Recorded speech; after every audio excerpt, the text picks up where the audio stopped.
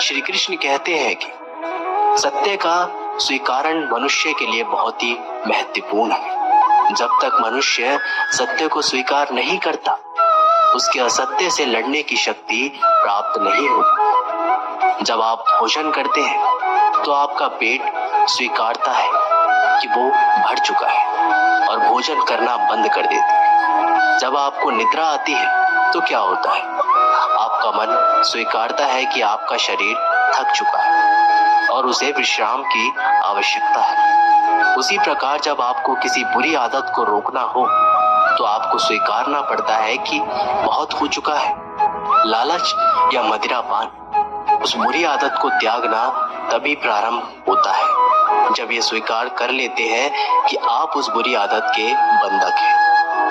श्री कृष्ण कहते हैं कि जिंदगी में समस्याएं तो हर दिन नहीं खड़ी होती है और इसमें वही लोग जीतेंगे जिनकी सोच बड़ी है। देर लगती है मगर समझ आ जाता है कौन कैसा है, ये नजर आ जाता है। दिखावा करते हैं कुछ लोग अपनेपन का, लेकिन वक्त आने पर उनका असली चेहरा नजर आ ही जाता है। आप किसी के लिए चाहे कितना कुछ भी कर लो, जिसको धोखा देना है वो धोखा देकर ही रहेगा। छोड़ दी हमने हमेशा के लिए इच्छा करना। जिसे मोहब्बत की कदर ना हो उसे दुआओं में क्या मांगना। जो गिरकर संभल जाता है असल में जिंदगी को समझ जाता है। जब किसी को खोने की नौबत आती है तब उसे पाने की कीमत समझ में आती है। जिंदगी जीने के लिए मिली है, इसे लोग क्या सोचेंगे, ये सोचने में कभी बर्बाद मत करना। मंजिल आसान हो जाती है जब कोई अपने मन से कहता है कि तू टेंशन मत, सब ठीक हो जाएगा। हे ईश्वर, मुझे किसी के दिल पर बोझ मत बनने देना। जो मुझसे दूर होना चाहते हैं मुझे उससे पहले ही दूर कर देना। किसी का साथ अगर जिंदगी भर चाहते हो तो उसे ये कभी मत बताना कि तुम उसे कितना चाहते हो। अहंकार भी आवश्यक है जब बात अधिकार, चरित्र और सम्मान की हो। बिना मतलब यहाँ कोई नहीं रोता। दर्द जब गहरा हो आंसू तभी गिरते हैं। श्री कृष्ण एक छोटी सी कहानी के माध्यम से कहते हैं कि एक दिन प्रातः एक व्यापारी अपने घर से निकला। घर से निकलते ही एक बिल्ली ने उस व्यापारी का मार्ग काट दिया। व्यापारी घबरा गया। वो फिर से घर लौट गया और शुभ घड़ी की प्रतीक्षा करने लगा। अब जब वो पुनः अपने घर से निकला तब वो वाहन जा चुका था जिससे राजा तक पहुंचकर उसे भेंट देनी थी। राजा को भेंट नहीं मिली। राजा क्रोधित हो गए। राजा ने उस व्यापारी का व्यापार बंद करवा दिया। इस कारण व्यापारी क्रोधित होकर घर पर अपनी स्त्री से लड़ बैठा। पत्नी और बच्चे समेत मायके वापस चले गए और उस व्यापारी के जीवन में यदि कुछ रह गया था तो केवल अंधकार। और इन सब का कारण वो उस बिल्ली को मानता रहा जिसने उसका मार्ग काटा था। ऐसे ही एक दूसरी व्यापारी राजा को भेंट देने के लिए निकला और उस व्यापारी का मार्ग भी एक बिल्ली ने काट दिया। तो व्यापारी तनिक घबराया, परंतु उसने आगे बढ़ना अधिक उचित समझा। राजा तक वो समय पर पहुंचा। उसने राजा को भेंट दी और राजा प्रसन्न हुआ और राजा ने व्यापारी को अपना व्यापार बढ़ाने की अनुमति दी और स्वर्ण आभूषण दिए। जब व्यापारी घर पर पहुंचा तो पत्नी को आभूषण और अपने बच्चों को देने के लिए वस्त्र थे। उसके पास हर और प्रसन्नता थी। दोनों के साथ एक ही प्रकार की घटना हुई, परंतु दोनों की प्रतिक्रिया भिन्न थी। ऐसा ही हमारे जीवन भी है। हमारे जीवन में प्रारब्ध का अपना स्थान है, परंतु उससे कई अधिक महत्वपूर्ण हमारी प्रतिक्रिया, हमारे सोच का प्रभाव है, क्योंकि यही हमारे जीवन को आकार देते हैं। इसलिए अपनी सोच को सकारात्मक रखिए, अपना जीवन सदैव आनंदमय रहेगा। लोग कहते हैं कि जिंदगी में आप अकेले कभी खुश नहीं रह सकते, पर मुझे लगता है कि जिंदगी में अकेलापन ही हमें जिंदगी जीने का सही मतलब सिखाता है। जिंदगी से कभी निराश मत होना। आप नहीं जानते कि आने वाला कल आपके लिए क्या लेकर आने वाला है। इसलिए जो इंसान बार बार अपनी बात से ही मुकर जाए उस पर कभी भरोसा मत कर। मरने पर तमाम मनाने सब आ जाएंगे, मगर मुसीबत के साथ देने कोई नहीं आता। अपने हक के लिए लड़ना सीखो, क्योंकि जो शांत और चुप रहता है उसे कोई भी नहीं पूछता। कमियां तो मुझ में भी है, क्योंकि हर किसी पर बिना सोचे ही विश्वास कर लेता हूँ। जहर से भी ज्यादा खतरनाक होता है प्यार, जो भी चख ले वो मर मर के जीता है। तुम्हें चाहने वाला जब तुम्हें वक्त देना ही बंद कर दे तो समझ लेना कि वो अब तुम्हारा नहीं रहा। अब तो हंसते हैं दूसरों को हंसाने के लिए, वरना दिल पर जख्म इतने हैं कि ठीक से रोया भी नहीं जाता है। भगवान से मौत मांग लेना, लेकिन इंसान से मोहब्बत कभी मत मांगना। तुम परवाह करना छोड़ दो, लोग तुम्हें तकलीफ देना छोड़ देंगे। सच्चा प्यार अक्सर धोखेबाज लोगों से ही होता है। हद से ज्यादा किसी को प्यार देकर देखो, वो आपकी कद्र कम ना कर दे तो कहना।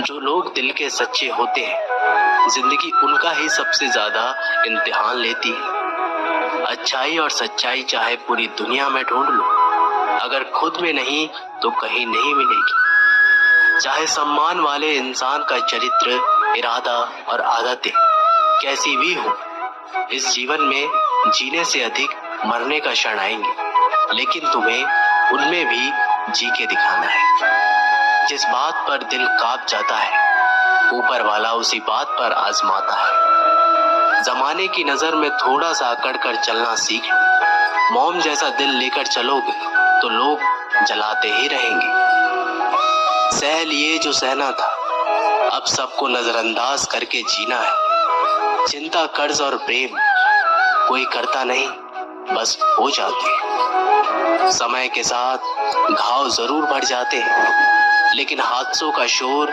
उम्र भर पीछा करता है। मैंने जिंदगी से एक सबक सीखा है कि अपनी सफाई वहां देनी चाहिए जहां उसे समझने वाला एक खुले दिमाग का हो। अगर किसी ने आपको गलत मान लिया तो उसको सफाई देने का मतलब खुद की नजरों में खुद को ही गिरा लेना होता है। श्री कृष्ण कहते हैं कि हम में ऐसा कोई नहीं है जिनकी परछाई उनसे दूर रहती है। हमारी परछाई सदैव हमारे साथ रहती है। कदाचित हमारी परछाई हमारे कर्मों के फलों का संकेत देती है। कदाचित इसी कारण कई बार हमें अपनी परछाई से भय भी लगता है, परंतु उस भय से निवारण पाने का एक साधन आवश्यक है, और वो है सूर्य की ओर मुख करना या किसी प्रकाश के स्रोत की ओर मुख करना।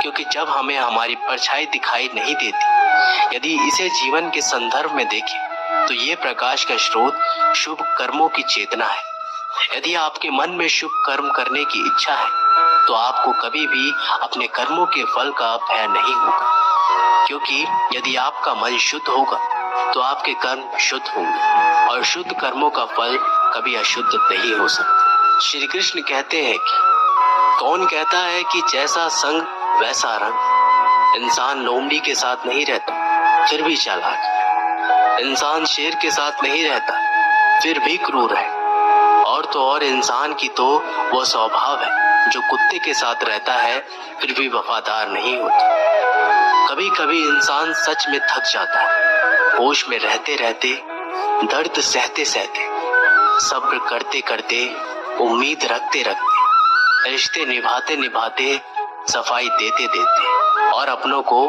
मनाते मनाते। घर बदल जाए या समय बदल जाए कोई गम नहीं, लेकिन सबसे ज्यादा दुख तो तब होता है जब कोई अपना बदल जाता है। सच्चे रिश्तों की खूबसूरती एक दूसरे की गलतियां बर्दाश्त करने में है, क्योंकि बिना कमी का इंसान तलाश करने निकलोगे तो अकेले ही रह जाओगे। सारा दर्द मुझे ही सौंप दिया, वो ऊपर वाले को मुझ पर कितना भरोसा था। मौत एक बार मारती है और जिंदगी बार बार मारती है। एक समय की बात है, एक निर्धन व्यक्ति राजा के महल में माली का काम करता था। उसने राजमहल के बाग में कई प्रकार के फलों के पेड़ लगाए थे। जो फल पक जाते वो तोड़कर राजा के सामने प्रस्तुत कर देता। कई बार खुश होकर राजा उसे इनाम भी देते। एक बार बाग में आम, अंगूर और नारियल के फल हुए। माली टोकरी लेकर बाग में पहुंचा और सोचने लगा कि आज कौन सा फल महाराज के लिए ले जाऊं। कुछ देर सोचने के बाद उसने अंगूर तोड़ लिए और टोकरी में भरकर राजा के पास पहुंचा। उन दिनों राजा कुछ चिंतित था। उसे गुप्तचर द्वारा सूचना मिली थी कि पड़ोसी राज्य का राजा उस पर आक्रमण की तैयारी में है। वह बस इस बारे में गहन सोच विचार में डूबा हुआ था। तभी माली उसके पास पहुंचा और चुपचाप उसके सामने टोकरी रखकर कुछ दूर जाकर बैठ गया। राजा मंथन करते करते टोकरी से अंगूर उठाकर खाने लगा। वह आधा अंगूर खाता और आधा फेंक देता, जो माली के ऊपर गिरता। ऐसे ही अंगूर माली को लगता। वह कहता, भगवान तू बड़ा दयालु है। सोच विचार में डूबे राजा का ध्यान इस ओर था ही नहीं कि वह अंगूर माली के ऊपर फेंक रहा है। एक बार फिर उसने अंगूर माली के ऊपर फेंका और माली ने फिर से कहा, भगवान तू बड़ा दयालु है। इस बार राजा का ध्यान माली की ओर चला गया। उसने आश्चर्य से उसे देखा और पूछा, माली, मैं तुम पर झूठे फल फेंक रहा हूं और तुम कह रहे हो भगवान तू बड़ा दयालु है। इसमें भगवान की कैसी दया? माली ने उत्तर दिया, महाराज, आज बाग में 3 तरह के फल थे, आम, अंगूर और नारियल। मैं सोच रहा था कि आपके लिए कौन सा फल लाऊं। भगवान की दया से मेरी बुद्धि में आया कि आपके लिए अंगूर ले जाऊं और मैं अंगूर ले आया। यदि मैं आम या नारियल ले आता तो सोचिए मेरा हाल क्या होता।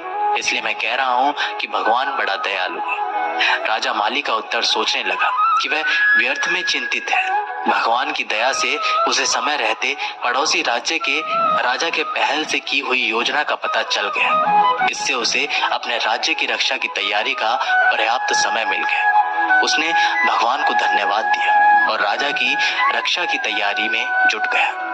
जब युद्ध हुआ तो उसमें उसकी विजय हुई और उसने अपना राज्य बचा लिया। दोस्तों, इस वीडियो में हमें यही सीख मिलती है कि समय का चक्र ऐसा ही है, कभी अच्छा समय आएगा तो कभी बुरा। अच्छा समय में भगवान को धन्यवाद देना भूल जाते हैं और बुरे समय में शिकायत करने लग जाते हैं, जबकि आवश्यकता है कि अच्छे समय के लिए हम भगवान को धन्यवाद करें और बुरे समय के लिए आभार व्यक्त करें कि हमें हर परिस्थिति का सामना करने के लिए ही वह हमारे सामने वे परिस्थितियां उत्पन्न की है। छोटी छोटी परेशानियों का सामना करके ही हम बड़ी मुसीबतों का सामना करने योग्य बन जाते हैं। इसलिए जीवन में आने वाली छोटी छोटी समस्याओं से घबराएं नहीं, सकारात्मक रहकर समस्या के निवारण के बारे में चिंतन करें, योजना बनाएं और निवारण में जुट जाएं। बुरी परिस्थितियां आपकी दृढ़ता की परीक्षा है। श्री कृष्ण कहते हैं कि एक इंसान को खोकर आगे तो बढ़ा जा सकता है, मगर उसके खालीपन को हजारों लोगों से भी नहीं भरा जा सकता। जो सब्र के साथ इंतजार करना जानते हैं, उनके पास हर चीज किसी न किसी बहाने से पहुंच ही जाता है। जब तक विपरीत परिस्थितियों से लड़ोगे नहीं, तब तक वो तुम्हारे ऊपर हावी होती रहेंगी। सिर्फ वक्त के भरोसे मत बैठे रहना। किस्मत वालों के हाथ खाली रह सकते हैं, लेकिन मेहनत करने वालों के कभी नहीं। दुख तब होता है जब आपको एहसास हो कि जिसे आप सबसे ज्यादा महत्व दे रहे हैं, उनकी नजरों में आपका कोई महत्व ही नहीं है। वो लोग अक्सर बदल जाते हैं जिन्हें हम हद से ज्यादा वक्त और इज्जत देने लग जाते हैं। धोखा साथ चलने वाले ही देते हैं। ये कल भी सच था और आज भी सच है। बात बुरी लगे तो 2 तरह से सोचो। यदि वह इंसान बहुत जरूरी है तो उस बात को भूल जाओ, और अगर बात बहुत जरूरी है तो उस इंसान को भूल जाओ। दुनिया में सबसे खुश लोग वही हैं जो ये जान चुके हैं कि दूसरों से किसी भी तरह की उम्मीद करना बेकार है। जिंदगी में थोड़ा दुखी भी होना जरूरी है। हमेशा सुख मिलता रहेगा तो आप कभी भी जिंदगी में आगे नहीं बढ़ पाओगे। ये गलत सोच है इंसानों की कि एक अकेला इंसान क्या कर सकता है। पर देखो जरा उस सूरज को जो अकेला ही सारी दुनिया को रोशन करता है। भाग्यशाली वो नहीं होते जिन्हें सब कुछ अच्छा मिलता है, बल्कि भाग्यशाली तो वो होते हैं जिन्हें कुछ भी मिलता है उसे वो अच्छा बना लेते हैं। गीता में लिखा है, जब इंसान की जरूरत बदल जाती है तब उसके बात करने का तरीका भी बदल जाता है। फायदा सबसे गिरी हुई चीज है, लोग उठाते ही रहते हैं, हार हारता वो है जो शिकायत बार बार करता है और जीतता वो है जो कोशिशें 1000 बार करता है। जिस इंसान को हम बेहद प्यार करते हैं वही इंसान हमारा सबसे ज्यादा फायदा उठाता है, क्योंकि वो इंसान जानता है कि हमारी कमजोरी क्या है। इतने समझदार बनो कि किसी को माफ कर दो, लेकिन इतने बेवकूफ मत बनो कि धोखा देने वाले पर दोबारा विश्वास कर बैठो। उम्मीद मत छोड़ना, कल का दिन आज से बेहतर होगा। जिंदगी में उस लेवल तक पहुंच जाओ कि लोग आपको खोकर बचता है।